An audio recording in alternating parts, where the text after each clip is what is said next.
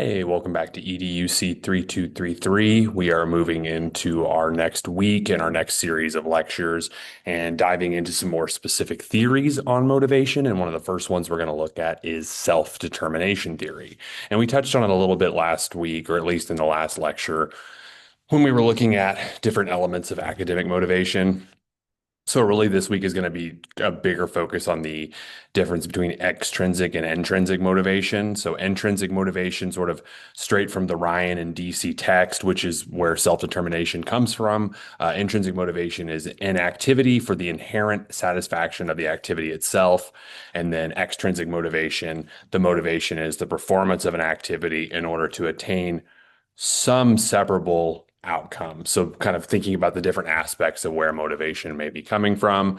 The other components of the theory, Ryan and DC self-determination theory, is looking at what are the factors that facilitate the development of intrinsic motivation. And they, I don't have the image I think in front of me at this moment, but they think about motivation on a continuum, starting off with no motivation, becoming slowly more extrinsically, then kind of eventually into intrinsic motivation, as long as certain criteria are met, certain things are happening, in a learning setting. So when students are given the autonomy or given the opportunity to experience choice, or what we call autonomy, demonstrate competence, like showing that they know something and understand it and feel capable, and then relatedness, they feel like a sense of belonging. When those three things are happening, I think sometimes you might even see it referred to as CAR, competence, autonomy, and relatedness.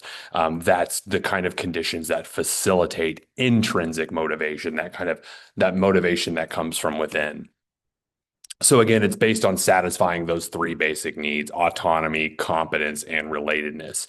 In the classroom, we can have, you have a chance. You as teachers can facilitate all three of those things. Autonomy, giving your students choice, like for example, choice in where and who they sit by. That's just a really simple one right off the bat. Or even giving them a choice in terms of how they demonstrate their understanding of a topic or an idea that you're trying to teach.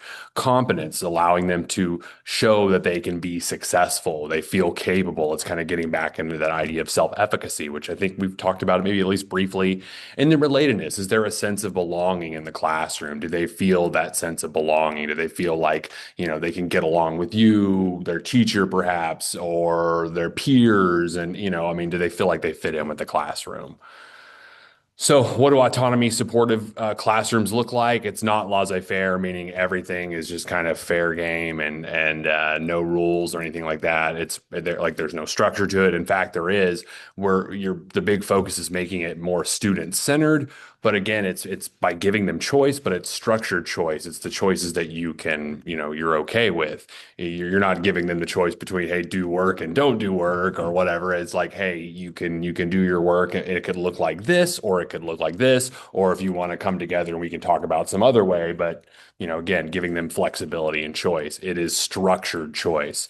And then again, communicating rationale by also through the form of non-controlling feedback. So like sometimes you just have to do certain things in a classroom. Like if you're a learning situation, you have to take tests sometimes, or sometimes, you have to show up on time to class. There's certain things, and you can't just say, oh, because I said so. But if you can communicate, hey, we're doing this because it satisfies the learning objectives, or when you're in class on time, we can all learn together on time. It doesn't disrupt the flow of learning for other students. Just things like that. When you let them know why you're doing something, that can go a long way to kind of getting some of that autonomy and facilitating intrinsic motivation to learn.